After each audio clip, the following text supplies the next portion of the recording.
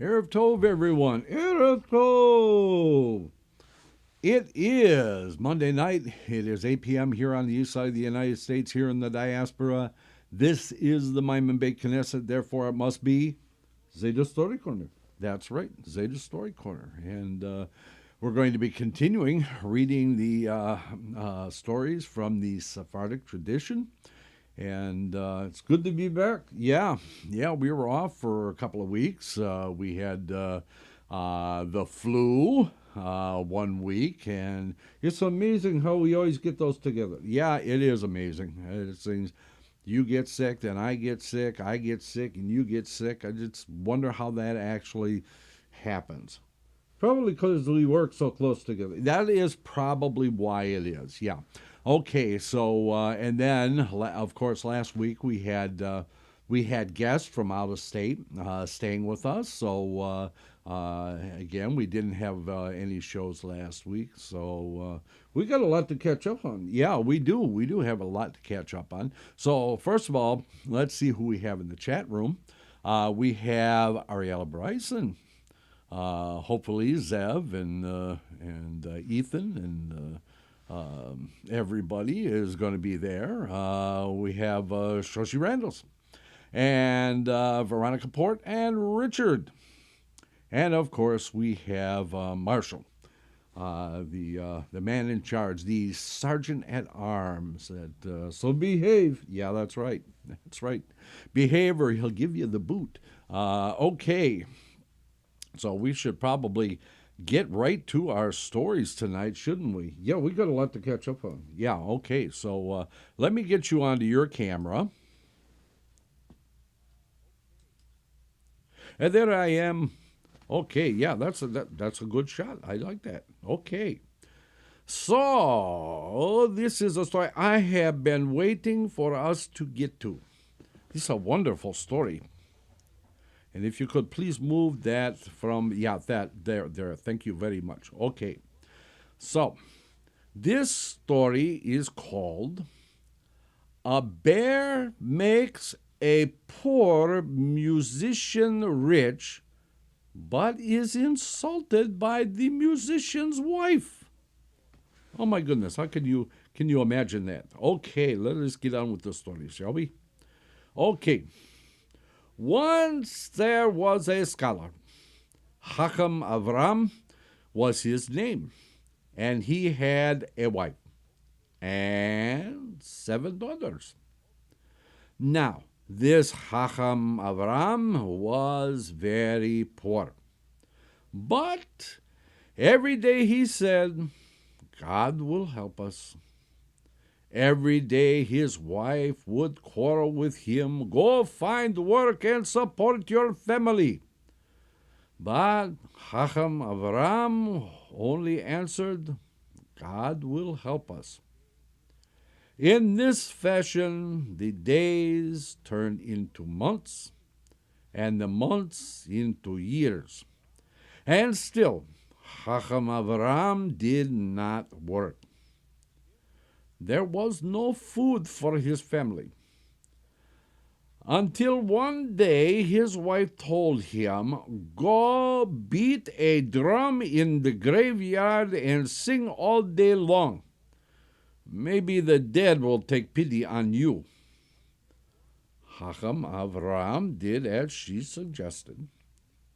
He got himself a drum and went to the cemetery, where he drummed and sang from dawn till dusk. In the evening, a tall mountain suddenly appeared before the poor drummer. It split open, and out sprang the figure of a bear. The bear danced to the drum beat and sung. When the bear grew tired, he vomited a stream of silver coins.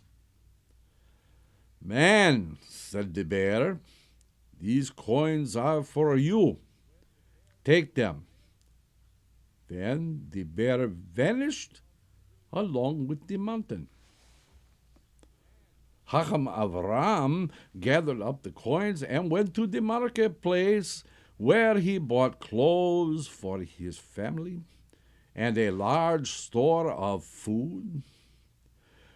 Then he hired a porter and told him to take his purchases to the house of the pauper Chacham Avram. The porter carried it all to Chacham Avram's wife. But the woman would not accept the load. "It's not for us," she protested. "This is the home of a pauper, Chacham Avram, who has nothing. He has no money, not even a penny. How could he have brought all this? You've made a mistake. It's not for us." But the porter left everything there anyway.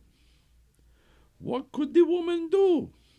She picked up everything he had brought and set it aside, refusing to touch anything until her husband came home. When night fell, Chacham Avram entered his house. His wife told him that a porter had delivered all this bounty to them, but it must be a mistake.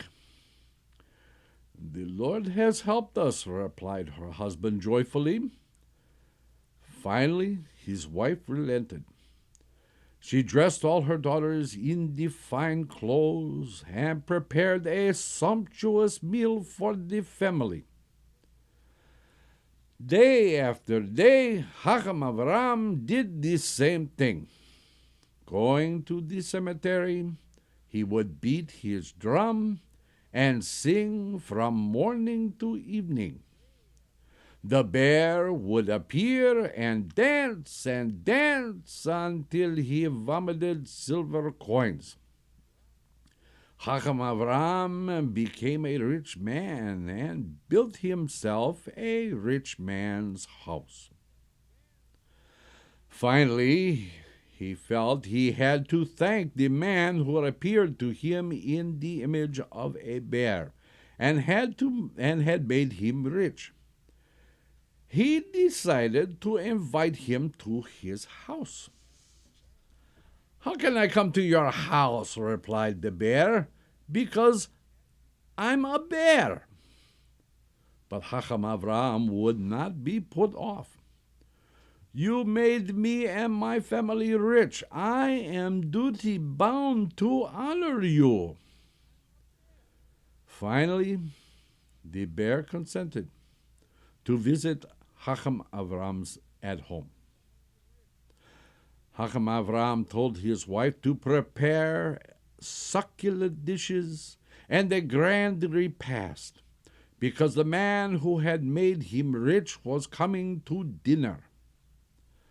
Chacham Avram's wife outfitted the furniture in new white covers, starched and ironed, and prepared many delicacies. And then the guest arrived. A bear.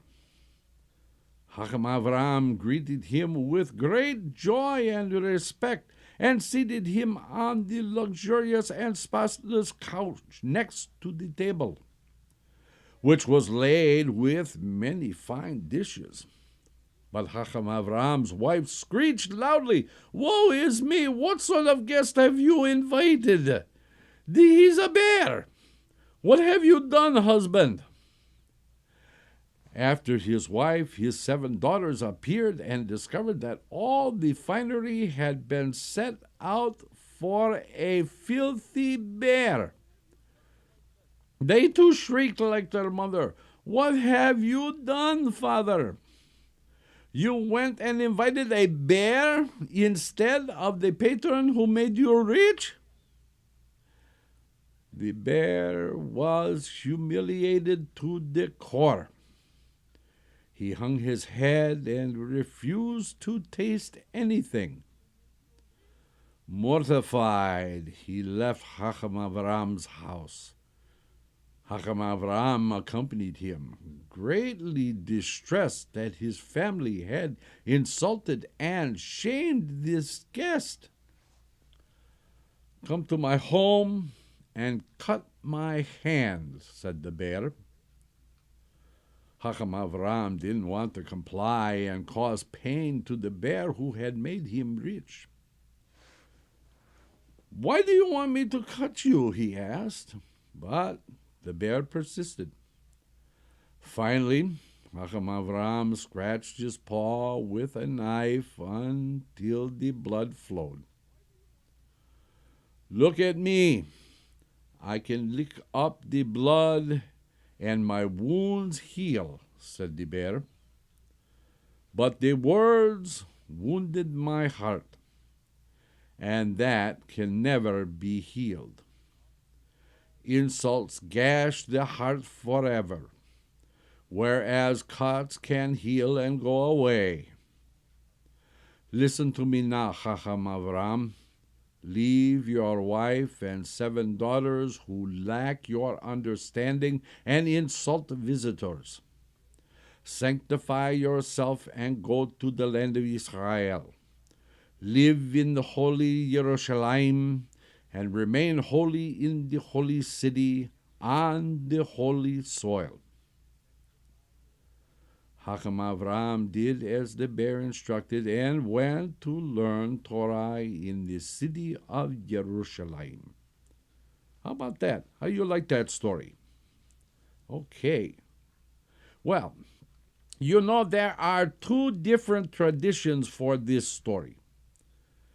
And we are going to read now the one that comes from the Turkish tradition. I think you will find this is interesting when we compare it to the other story.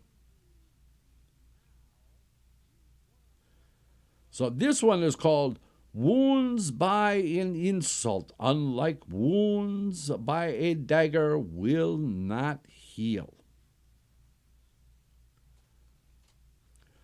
Once there was a rich man with no peers in his town.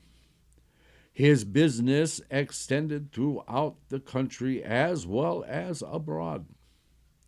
His ships sailed to distant seas and filled his warehouses with a profusion of merchandise.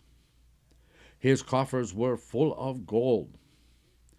He was so rich that he had no idea how many houses and fields he owned. The Lord had given him success in his business and had also blessed him with great happiness in his wife and children. His ornate and spacious house was full of good things. The cooks cooked, the laundresses laundered, the servants did all the housework. The hands of the mistress of the house never touched cold water.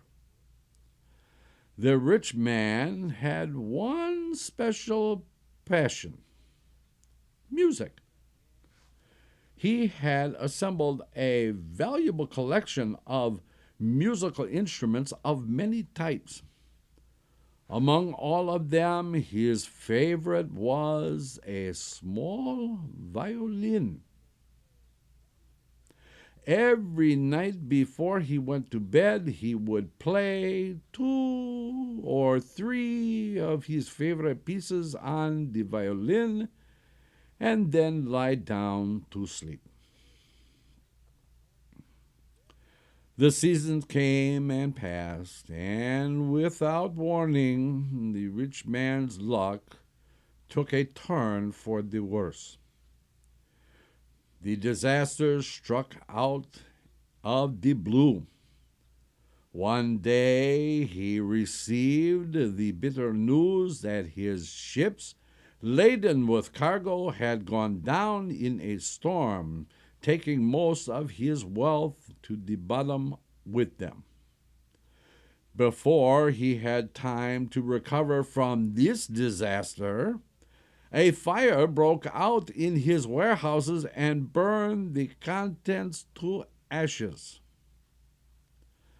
From that time on, he was dogged by ill fortune and went from failure to failure. He had to sell his property and all his valuable household goods to buy food for his family. But he would not sell the small violin, even when all they had to eat were dry crusts. Kind-hearted neighbors took pity on them and let the family stay in a narrow cellar under the stairs to their house. The only amenity was a hard mat on which they sat during the day and slept on at night. Sometimes the neighbors gave them a loaf of bread and a bowl of soup. They swallowed their tears with the soup, for they remembered their bygone days of affluence and felt the bitterness of their present lot. The father comforted them and told them to put their trust in God, who brings us low and raises us up. They would know good times again. For months and years the man bore the affliction of his poverty bravely and hoped for better days. But they did not come. At last, overcome by bitter despair, he resolved to put an end to his life. Oh my goodness, God forbid, huh? One day, he rose at dawn and cast an affectionate glance at his wife and children. Taking his violin, he left his house and went down to the seashore. The morning stillness was everywhere. No one was about. He took his violin from its case and began to play the melodies he had loved to play when he was wealthy, before he went to bed. Tears streamed from his eyes as he remembered the good times and thought of his wife and children, whom he had abandoned to hunger. He intended to finish his playing and throw himself into the sea. But when he reached the last notes of his piece, he saw a squall had blown up. Huge breakers were crashing and foaming onto the shore. Out from the foam there appeared a large bear, who came and sat down next to him. The man, panic-stricken, didn't know what to do. Then the bear spoke to him. "Don't be afraid, man. Keep playing. Your music is very sweet to my ears. That's why I came out of the sea. Play. Nothing bad will happen to you." Terrified, the man picked up his violin and repeated one of his songs. When he was done, the bear coughed, spat something at his feet, and jumped back into the sea, where the waves swallowed him up. The man bent down to see what the bear had spat out of his mouth. It was a small purse. He picked it up and opened it. When he peered inside, he was overwhelmed. His breath stopped.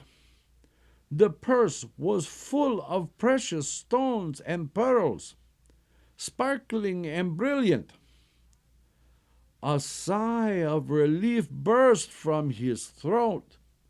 At long last, heaven had taken pity on him and compensated him for his long years of poverty. His star would rise again as in the past. The man took out one pearl. The purse and its contents he put in his pocket, and he packed away his violin to go back home. On the way, he sold the pearl to a jeweler. With the money he received, he bought bread, cheese, butter, and other foodstuffs and carried them home. His wife, thunderstruck by the sight of him, welcomed him home, wondering whether it was all a delusion brought on by hunger. But she recovered quickly. "How did you get all this, husband?" she asked him, "when for many days now you haven't had a penny?" "Hold your peace, wife, and don't ask too many questions. God holds abundance in his hands. Now, sit down and eat and feed the children. Then we will praise God, who gives bread to the famished." In the afternoon, the man went to the market and bought a piece of meat. His wife cooked it and served hot soup for supper. This makes me hungry. Yeah, I know, it is me too. Yeah. They had not tasted anything like that in years. The night passed, and the next morning the man got hungry and light-hearted ate, drank, and said the grace after the meals. Then he took his violin and went down to the seashore. As on the previous day, he sat on the beach and began to play and sing. The sea began to churn, and the bear leaped out from the foam, sat down next to the man, and listened to him play. When the man finished playing, the bear spat up a purse of pearls before jumping back into the sea and disappearing. Have you ever had anybody jump up out of there when you were playing your violin? No, never have happened. No bears, no squirrels, no rabbits, no nothing. Just a lion. Yep, just a lion. Okay, so we go on with this story. With redoubled joy, the men picked up the purse of pearls and returned home, carrying all the finest produce he had in the market. Again, his wife asked him what he had done and what kind of work he was doing. "Why ask so many questions?" replied the husband. "What's important is that the Lord had mercy on us and is giving us a good living, no longer a scanty one. For this we must give thanks to him daily." He did not let his wife in on the secret. Every morning, day after day, the man sat on the shore, entertained the bear with the melodies, and received his generous reward. His wealth increased daily. His heart told him that the good days had returned and he could resume the lifestyle of his former affluence. First, he bought a spacious and beautiful house surrounded by a lovely garden, furnished it with attractive and comfortable furniture, spread rugs on the floors, decorated the walls with pictures, and filled the cupboards with silver and gold vessels. And the lavatories were sparkling white, and the kitchen was full of pots and utensils, as befits a wealthy household. He went back to his miserable dwelling and collected his wife and children. He took them to the bathhouse to rid their bodies of the filth that clung to them, and with it the layer of poverty. How great was their joy when they saw the clean underwear and splendid clothes he had provided for them. They dressed and went outside, climbed into a horse-drawn carriage that waited for them outside the bathhouse, and set out for their new house. When they entered, their eyes brimmed with tears of joy, and they gave thanks to God who had not forgotten them. The days passed, and as generally happens to people, they quickly got used to the good life. Happiness and affluence returned to the house of this family too. Their years of poverty were obliterated from their memory like a bad dream, and had evaporated and was no more. The boys grew up, acquired wisdom and knowledge, and joined their father's business. Their trade expanded as before, and everything they did was blessed. The father did not forget the trial that God had imposed on him, and did not abandon his benefactor, the bear. Every day he went to the shore and played his sweet melodies for him. But one thought troubled the man. Although the bear had done so much for him, he had never shown him any honor. Now that he had a spacious house, he considered it appropriate to invite him to come visit. One day, after he finished playing, and before the bear jumped back into the sea, the man took hold of him. "Please, sit here next to me for a moment. I want to speak to you." "Yes, what do you want? Tell me quickly, for I am in a hurry to go." "You saved me from death and my family from hunger," said the man. "All my wealth has come from you. How can I repay you for all the favors you have shown me?" "I don't ask for any recompense," replied the bear. "I have plenty of my own, and your daily music has comforted and consoled me. What more do I need?" "All the same," the man said, "I want to honor you. Please, I beg you, come and visit me and dine at my table, so you can see with your own eyes the happiness that you have given me." "What are you saying?" said the bear. "How can I come to your house and dine at your table?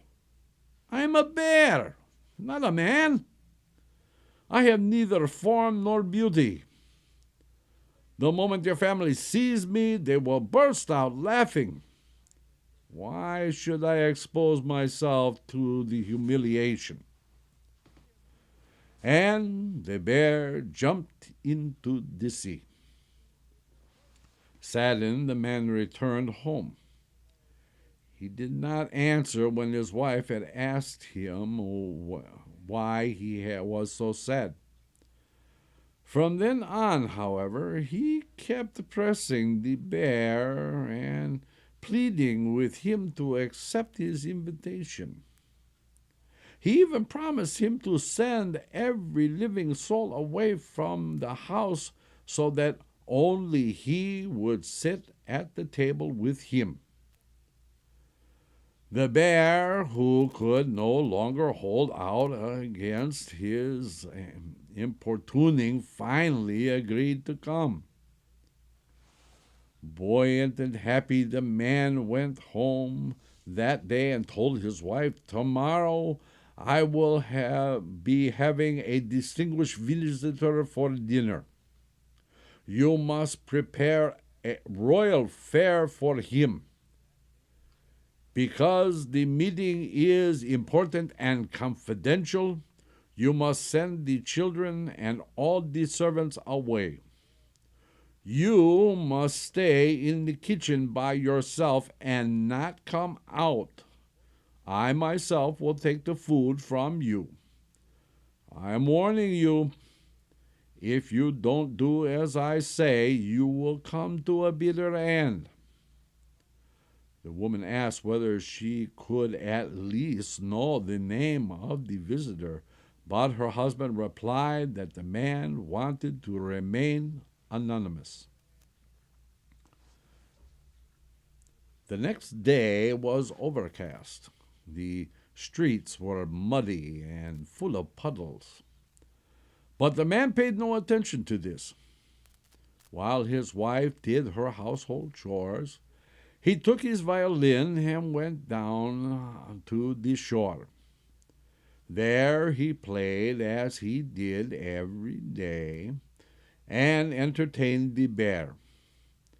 At noon he rose to go home and asked the bear to accompany him. Arriving home, they found the house empty. The table was set with elegance.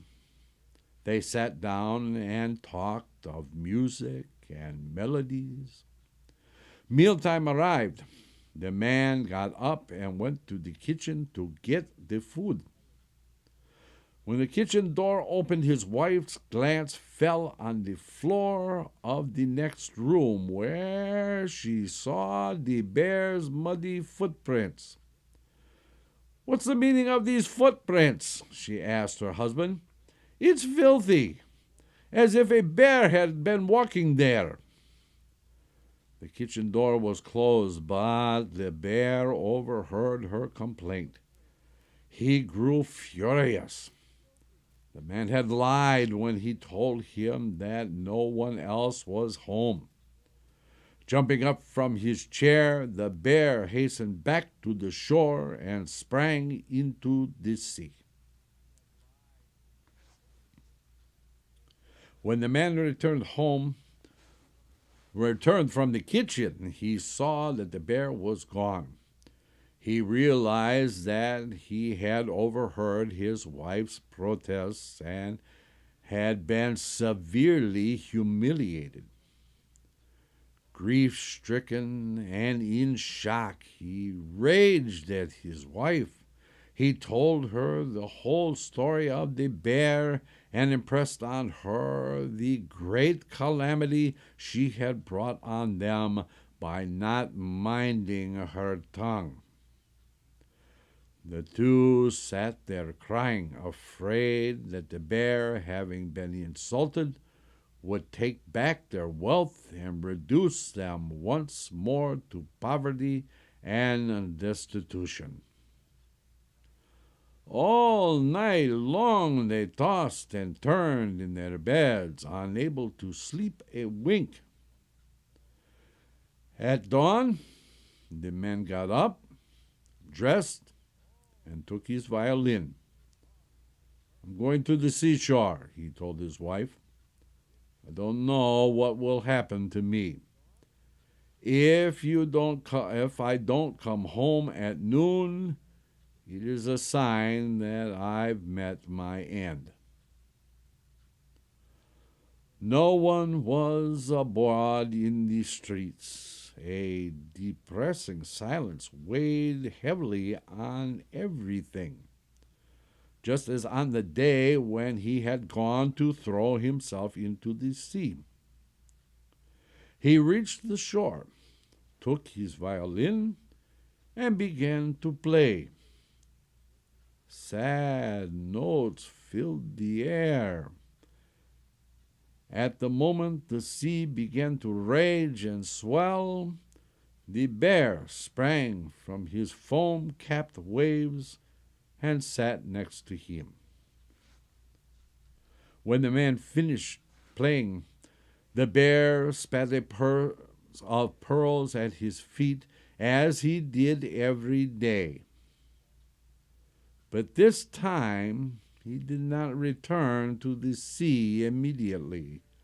Instead, he turned to the man. "Yesterday I came with you," he said. "Today you must come home with me." Without uttering a sound, the man stood up and followed the bear.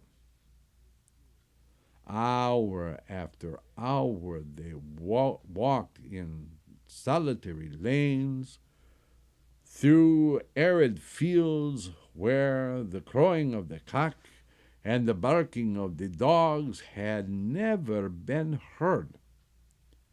In the middle of one field the bear stopped next to a large rock and told the man to roll it aside. A flight of stairs appeared beneath it. The bear told him to go down. The man did so, the bear following him. His heart was pounding and his limbs shook with fear. When he reached the last step, he saw a large chamber with many doors leading off it, all of them latched shut. The bear threw open one room after another. The man's senses grew confused. His eyes could not take in the shining heaps of precious stones and diamonds, the mounds of gold and silver that filled the rooms. The bear opened the last room, which was full of knives and swords and weapons of every sort. The bear picked up a large sword, sharp and burnished, and gave it to the man. "What are you trembling, man? Take this sword.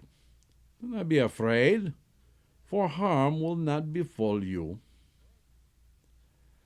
"I am going to lie down on the ground. Strike me with the sword and cut my body into small pieces. When you see blood around me, take this small vial from the cabinet opposite you and smear the liquid on my body. Then you will see a miraculous sight." The man rallied his strength and did as the bear ordered, slicing his body up into small pieces. Then he poured the liquid from the vial onto his hands and spread it on the chunks of flesh. A miraculous sight did indeed unfold before his eyes. The chunks of flesh drew near one another and grew a smooth and white skin. In the twinkling of an eye, an old man stood beside him, with a long white beard, most comely to look at. His eyes sparkled. "Man," he said, "pass your hand over my body. You will find that the thrust of the sword have left no scars on my body. I know your heart, but your wife's insulting words have left me a wound in my heart that can never be healed. What is yours, but you must not come down to the seashore any more. Remember, as long as you live, and teach your children that dagger thrusts can be healed, but the bruises of humiliation can never be healed. The man listened to the old man, bowed his head, ashamed and mortified. When he raised his head to beg forgiveness, no one was there. And that is the end of the story. Two stories, the same stories, but told differently. I really like both of them. So, we are going to take a quick break. And when we return, we will go to our next story, which is called An Old Man's Advice Makes a Poor Man Rich. So, please, everybody, stay tuned. We'll be back in 6. Let's all go to the lobby. Let's all go to the lobby. Let's all go to the lobby to get ourselves a treat. Delicious things to eat. The popcorn can't be beat. The sparkling drinks are just dandy. The chocolate bars and the candy. So let's all go to the lobby to get ourselves a treat. Let's all go to the lobby to get ourselves a treat. It's intermission time, folks, so hurry, hurry, hurry. Step right over to our refreshment center for the most extravagant array of refreshment goodies ever assembled under one roof. Enjoy breathtaking, mouth-watering goodies, everything from a snack to a delicious full meal. At our refreshment center, you'll find a large variety of goodies to satisfy your hunger, your thirst, or your sweet tooth. So hurry, hurry, hurry. Visit our refreshment center now. The show starts in 5 minutes.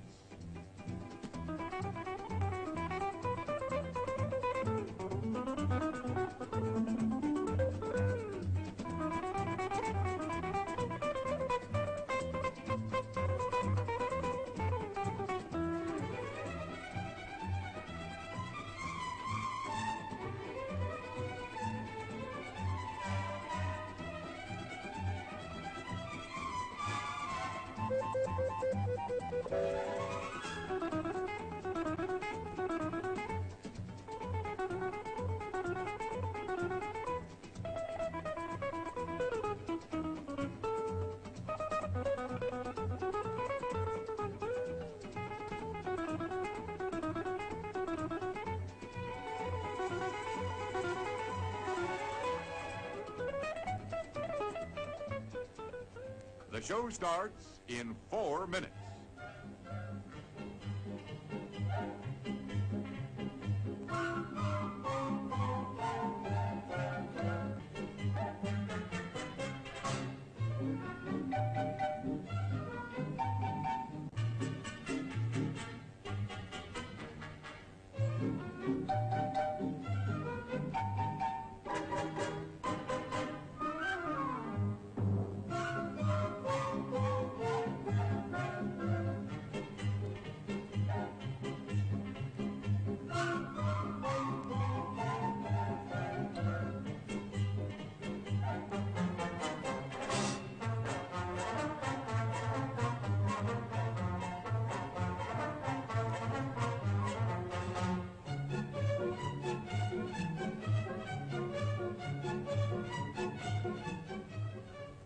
The show starts in 3 minutes.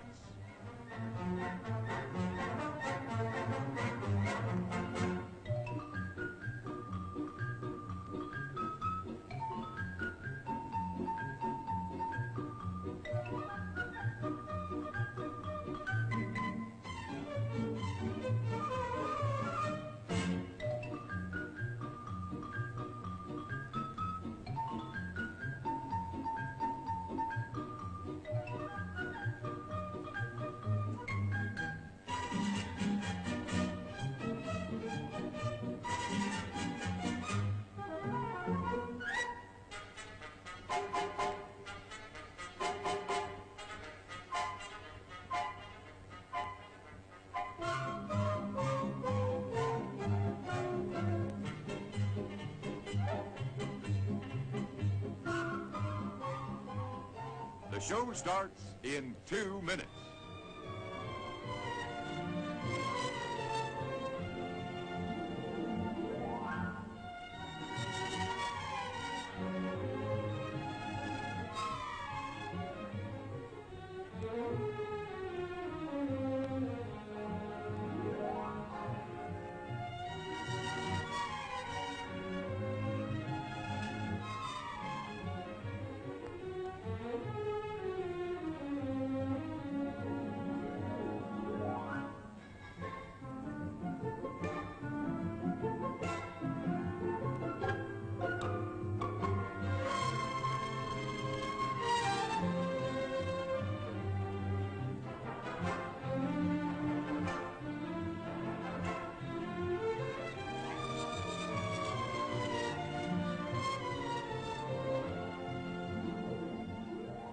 The show starts in 1 minute.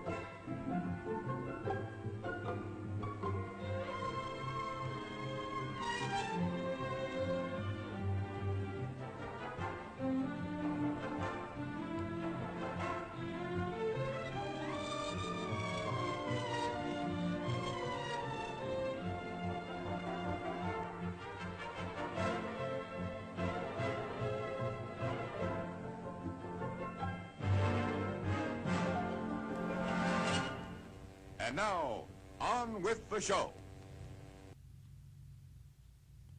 And we are back. Glad to see everybody stayed around. Okay, so I hope you liked that story. And I hope you will like this one too. This one, as I said, is called "A Old Man's Advice Makes a Poor Man Rich." Once there were two men, one rich and the other poor, living in the same house.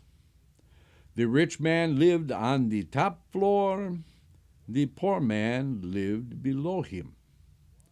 Day after day, the poor man marveled at how the rich man always had money, even when he didn't work.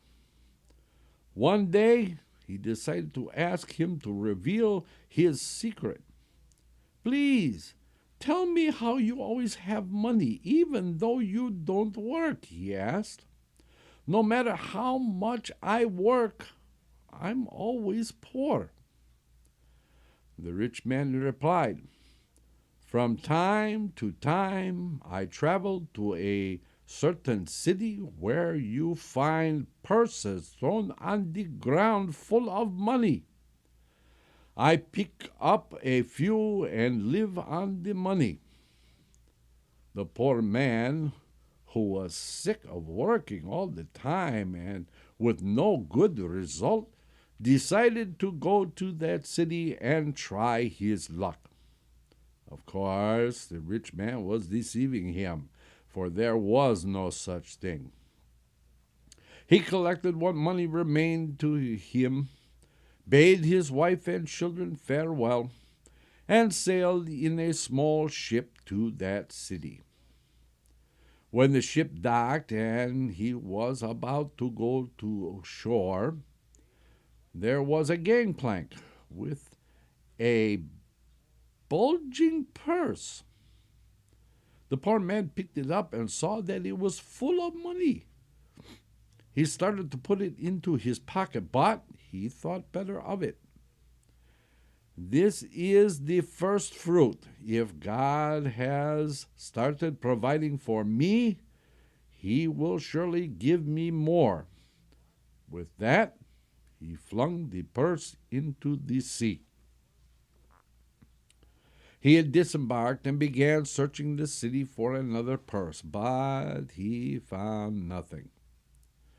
For 10 years he worked in that city. At last, realizing there was no future in it, he resolved to go back home with whatever money he still had. He bought a mattress and decided to walk.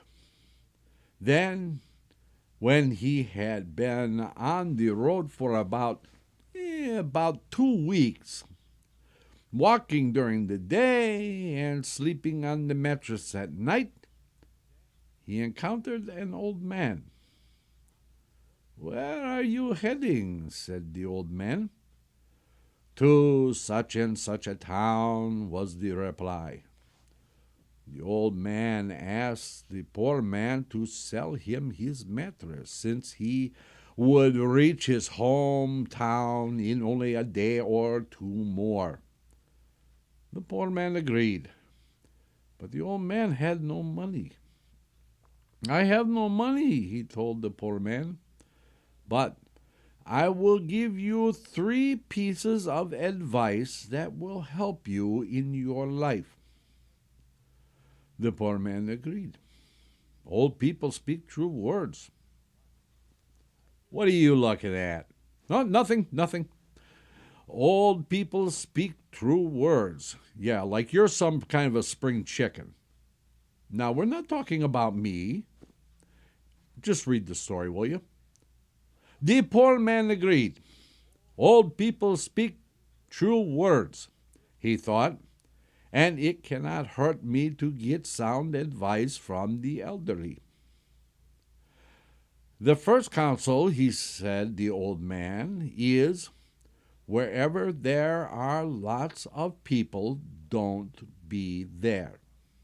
And don't stick your nose into other people's business." The second counsel: whenever you're going to do something, count to 9 before you do it.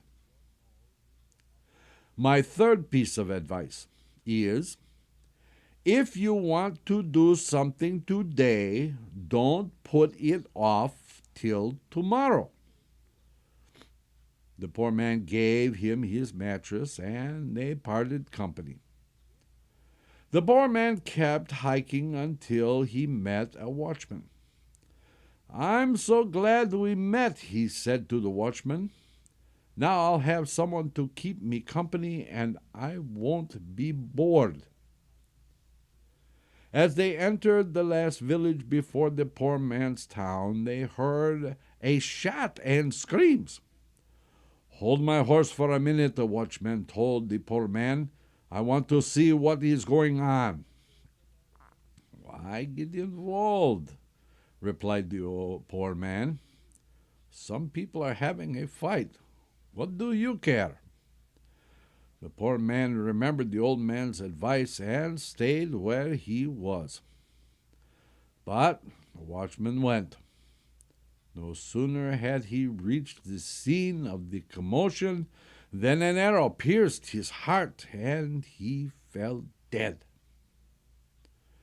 The poor man didn't know what to do with the horse. Finally, he decided that if its owner was dead, it was his now. Mounting the horse, he rode until he reached his town and his house. There he saw his wife embracing some young man. He thought, "I have been gone for 10 years. She must have found herself a new lover." But he remembered the old man's advice, that you should count to 9 before you do something. So, instead of shooting them with the watchman's gun, he decided to investigate the matter further. He entered the house. His wife and children rejoiced that he had returned after so many years. Beaming, his wife told him that their oldest son had just finished high school with honors. He understood why his wife had been embracing the young man, their son. The poor man asked his eldest son to unsaddle the horse and put it in the stable. which was a small storeroom. "Not now," answered the son. "The horse can stand outside till tomorrow."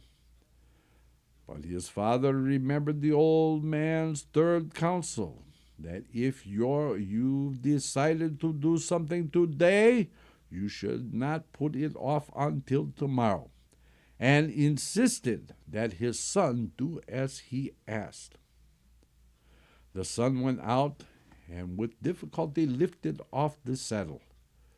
It was so heavy that it split open.